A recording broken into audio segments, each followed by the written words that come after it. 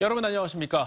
국민의힘 소속 대전시 의원이 지난 총선 당시 한 후보 캠프에서 일했던 30대 여성을 성추행했다는 의혹이 제기됐습니다.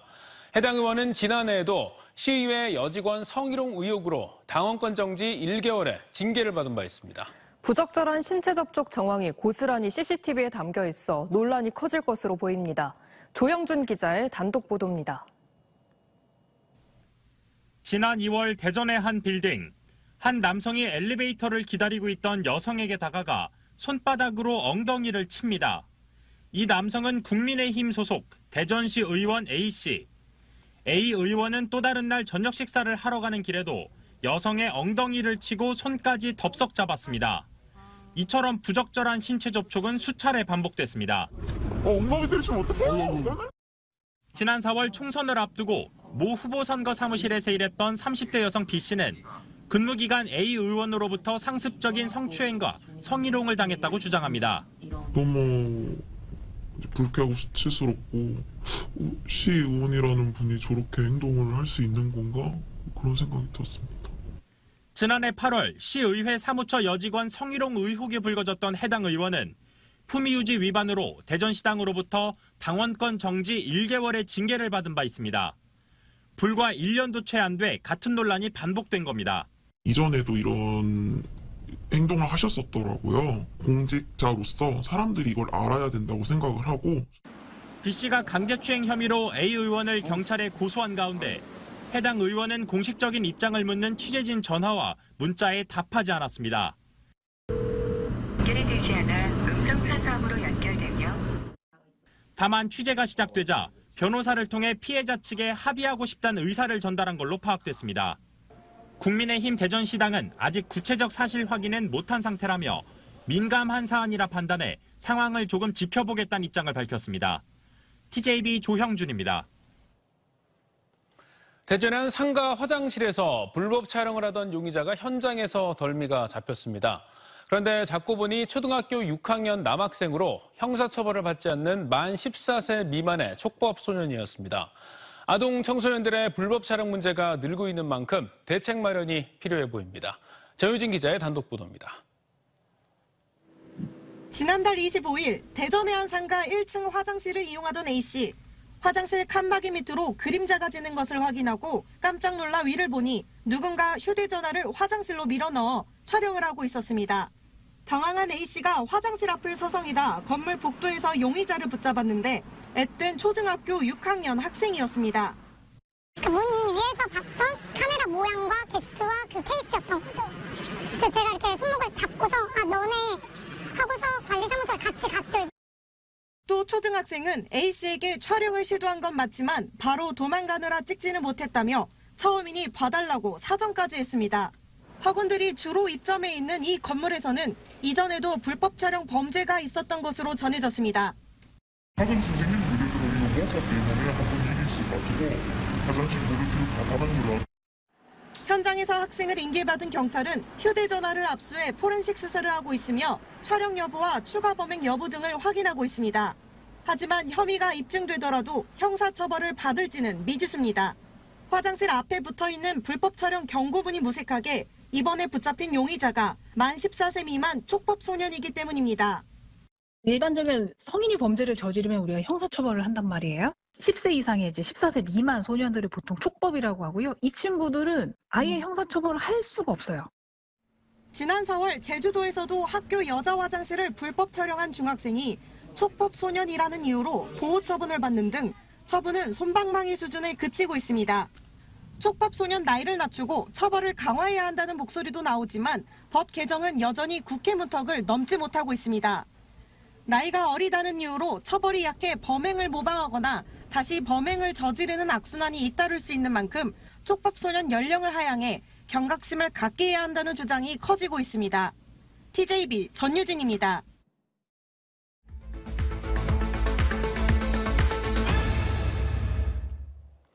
(4년) 전 기록적인 폭우로 아파트가 침수돼 숨진 주민의 유족들이 지자체로부터 손해배상을 받게 됐습니다. 대전 서구청은 최근 대법원 판결에 따라 지난 2020년 7월 대전 서구의 한 아파트에서 침수 사고로 숨진 A씨의 유족 6명에게 손해배상금과 이자를 합쳐 총 1억 1,900여만 원을 지급했습니다. 앞서 지난해 대전지법이 A씨 유족에 대해 일부 승소 판결을 내린 데 이어 지난 1월 대전고법이 서구청의 항소를 기각했고 최근 대법원에서 원심을 그대로 확정하는 심리불속행 기각을 하면서 판결이 최종 확정된 바 있습니다. 오는 6일 대전에서 처음 열리는 퀴어 문화 축제를 앞두고 찬반 집회가 열리면서 긴장감이 고조되고 있습니다. 퀴어 축제 주지기가 동구 소재동 일원에서 축제 개최를 예고한 가운데 퍼스트코리아 시민연대 등 보수 성향 시민단체들과 학부모 단체들은 공공장소에서 퀴어 행사 확산을 막아내겠다며 축제 당일 둔산동 일원에서 건강한 가족 시민대회를 열 예정입니다. 한편 대전 동구가 전시 행사 진행 등에 필요한 부스 설치 등을 사전에 막겠다는 방침을 세운 것으로 알려져 이를 놓고 물리적인 충돌 우려도 나오고 있습니다. 대전 용산초교사 사망 사건과 관련해 경찰이 학부모와 학교 관리자들에 대해 모두 무혐의 처분을 내린 가운데 교원단체들이 전면 재수사를 촉구하고 나섰습니다. 순직 인정을 받은 피해 교사는 있고 가해자는 없다며 유족들도 경찰에 이의 신청서를 제출했습니다. 박범식 기자의 보도입니다. 초등교사노조 등 전국의 교원단체 관계자들이 이의 신청문이라는 팻말을 들고 대전경찰청 앞에 모였습니다. 학부모의 악성 민원에 시달리다 숨진 대전 용산초 교사 유족들과 교사노조가 경찰의 불송치 결정에 반발하고 나선 겁니다. 앞서 경찰은 지난달 26일 악성 민원을 제기한 학부모 8명과 교권보호위원회 개최 요청을 묵살했다는 의혹을 받는 교장과 교감 모두에게 무혐의 처분을 내렸습니다. 저희는 분명한 가해자가 존재하고 업무 방해가 있었으며 명예훼손, 사자 명예훼손 등의 분명한 범죄 행위가 있었음에도 어떻게 해서 혐의 없음이 나왔는지 그에 대한 근거가 듣고 싶고요. 친구와 놀다가 손이 침극뱀에 맞았다. 마치 인민재판식 처벌 방식이다. 유족과 교사노조는 인터넷 커뮤니티에 올라온 학부모들의 글들을 사자 명예훼손으로 보고 경찰에 증거로 제출했지만 받아들여지지 않았다고 밝혔습니다. 경찰은 인터넷과 SNS에 올라온 모든 글들에도 명예훼손의 혐의가 없다고 판단했습니다. 경찰은 허위사실을 유포해야만 사자 명예훼손이 성립되는데 개인 의견을 표현해 죄가 성립되지 않았고 일부 SNS에 올라온 글들은 서버가 해외에 있어 작성자도 특정할 수 없었다고 설명했습니다.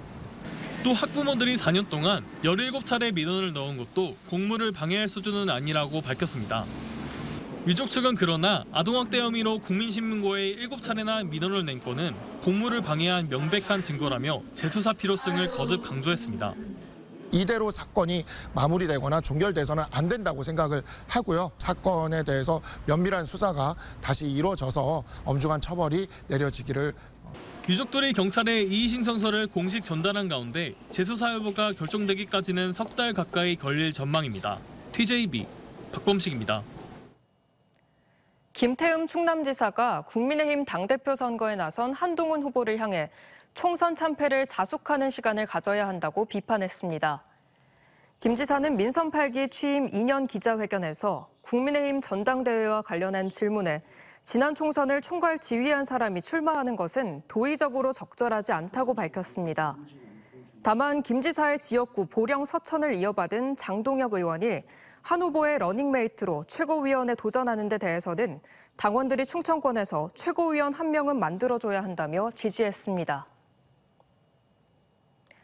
농지법 위반 혐의로 기소돼 2심에서 벌금 200만 원이 선고된 더불어민주당 문진석 의원이 대법원에 상고장을 냈습니다.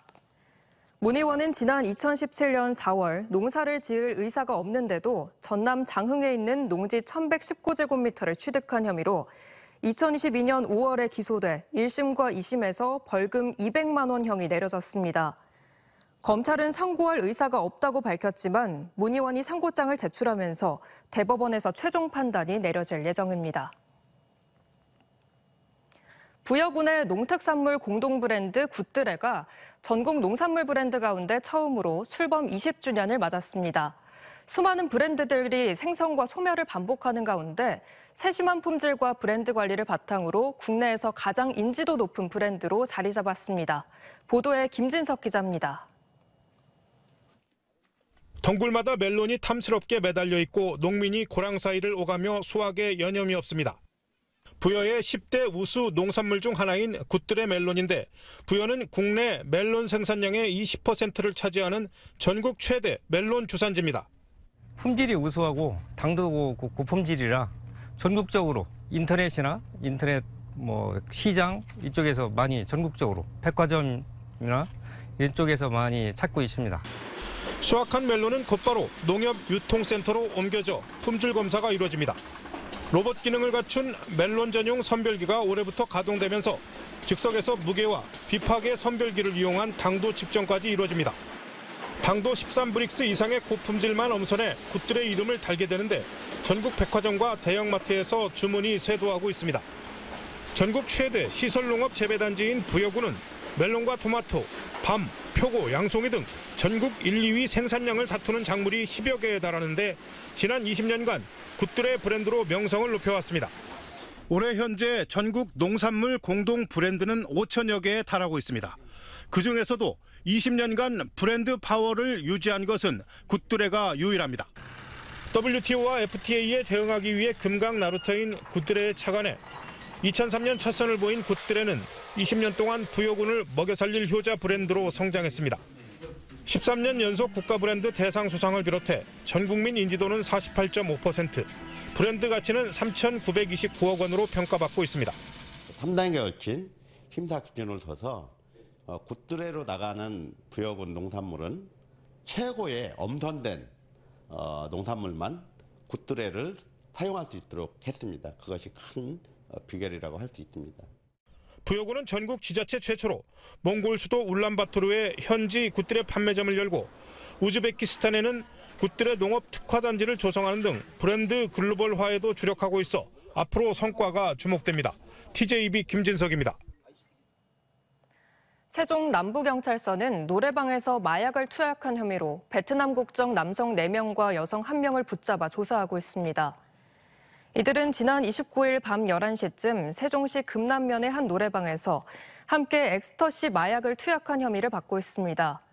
경찰은 간이 시약 검사 실시 결과 양성 판정이 나왔다며 이들에 대해 구속영장을 신청할 계획입니다. 방송 3법 국회 본회의 의결을 하루 앞두고 여당의 동참을 촉구하는 기자회견이 충남을 비롯해 전국 곳곳에서 열렸습니다. 언론장악 저지 공동행동은 방송 3법이 정치권에 종속돼 왔던 공영방송을 국민의 품으로 돌려놓는 공영방송 정치 독립법이라며 국민의힘 측의 결단을 촉구했습니다. 대전과 세종, 충남 남부권을 아우르는 국제로타리 3680지구 제47대 총재로 JH건설 최동우 대표가 취임식을 갖고 본격적인 임기에 들어갔습니다. 천안 아산 지역을 관할하는 국제로타리 3620지구도 한조희 총재가 취임식을 갖고 적극적인 사회봉사 실천을 다짐했습니다.